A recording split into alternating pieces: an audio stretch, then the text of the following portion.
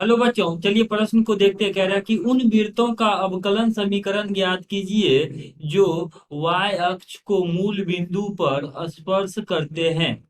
तो हमारे पास इस प्रश्न के लिए जो मुख्य अवधारणा है, दिए गए प्रश्न के लिए मुख्य अवधारणा की अगर हम बात करें तो यहाँ पर इस प्रश्न के लिए मुख्य अवधारणा ये हो जाएगा कि किसी भी वृत्त का जो मानक समीकरण होता है, वृत्त का मानक समीकरण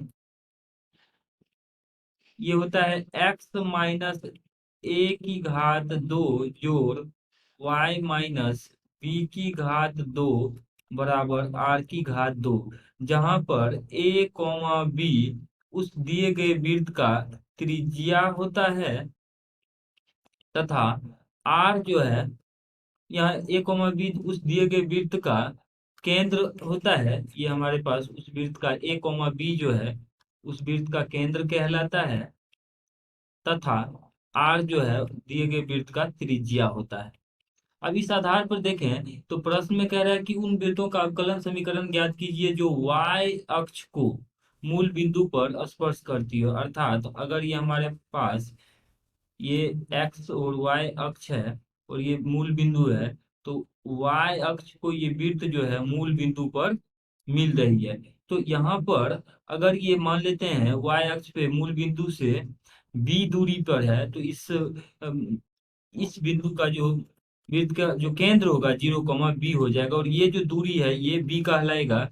यानी जो त्रिज्या r है उस वृत्त का वो b हो जाएगा। तो इस आधार पे उस वृत्त का समीकरण लिखें तो x-0 की घात 2 जोड़ y-b² बराबर b² है। इसको अगर हम हल करें तो आ जाएगा x² जोड़ y² जोड़ b² माइनस 2 गुना b गुना y बराबर b²।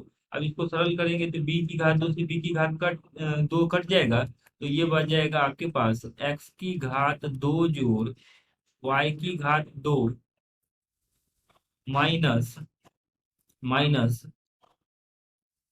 2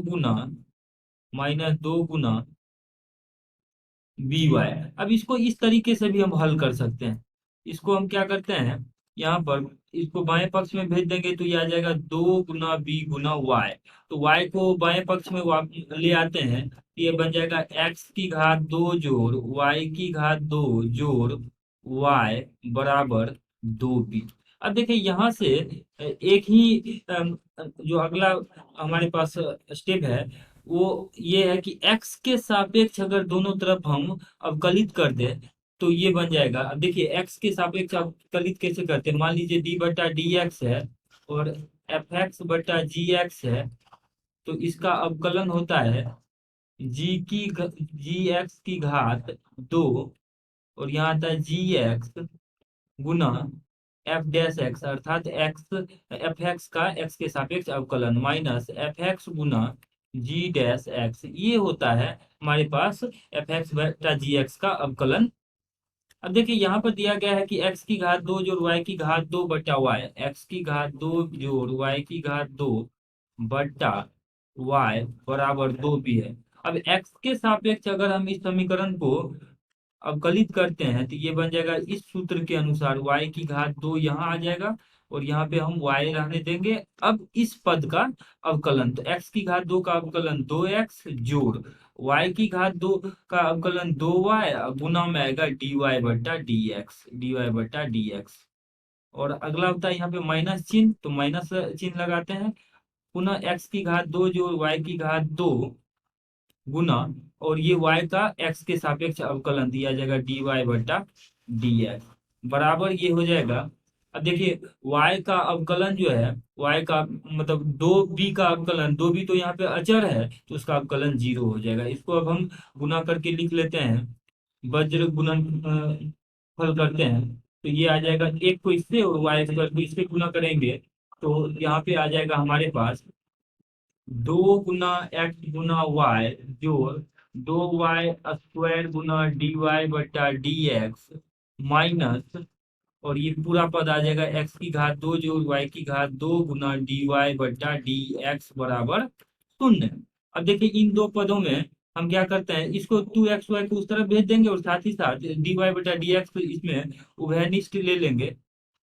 तो इस तरीके से ये हमारे पास आ जाएगा 2y² माइनस y²। तो इसको सरलतम रूप में जब हम लिखेंगे तो ये बन जाएगा यहाँ से y की घात 2 माइनस x की घात 2 गुना डी वाई बटा डी एक्स।